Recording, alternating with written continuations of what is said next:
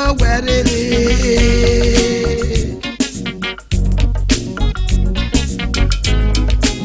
mo werere afiapa meyege ni yo he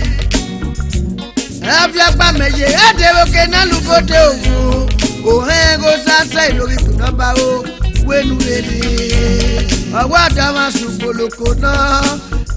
na oje wariye imi na seneye wenu rere o mage magmawe o amana Dotueghavbie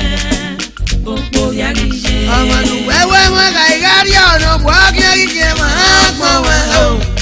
amana Dotueghavbie opo yagije iye wale iyalegwe mename duki iyalegwe nije lo sano wewerere o awenu rere dugede oke na lukode awenu daimi jije ni eda pon yiwe ni o no sanore Canada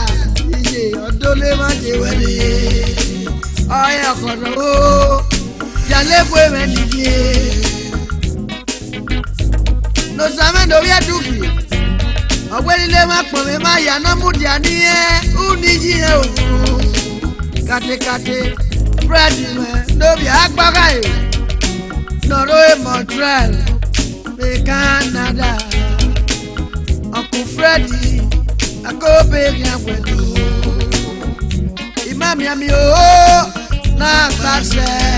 no wewe mo ga igari on wo akin kike ma pon we o amana Dotueghavbie opo yagije Buhari ato me no bi akwa ko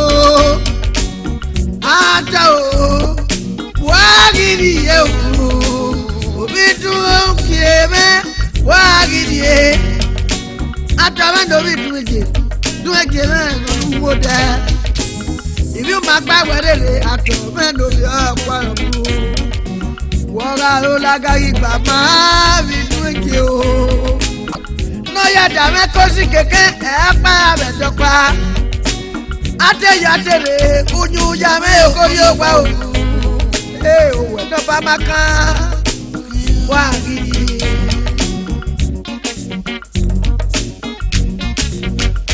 amanu wewe mo ga igari on bu akin ide ma pon we o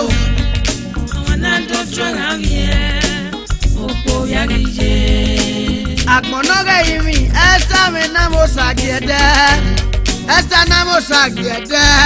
adewoke na lukote ofu iye prato gogo me no bi o sagiede prati do kwa ogwenu rere oje ari yaru aye bade no ri ayi yi e prati lo we no ye pepe ye magbe o te DJ Papa ye one re Madrid ya te DJ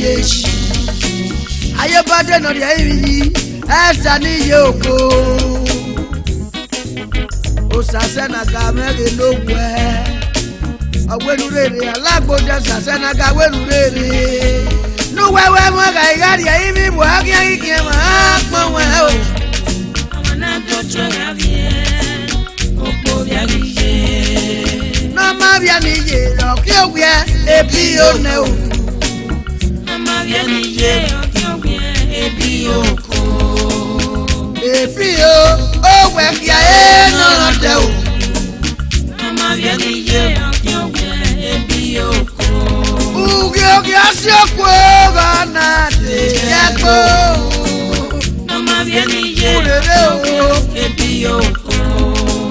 urele o ama bien nije okiogbie ebi oko beno ije nania ije adama oje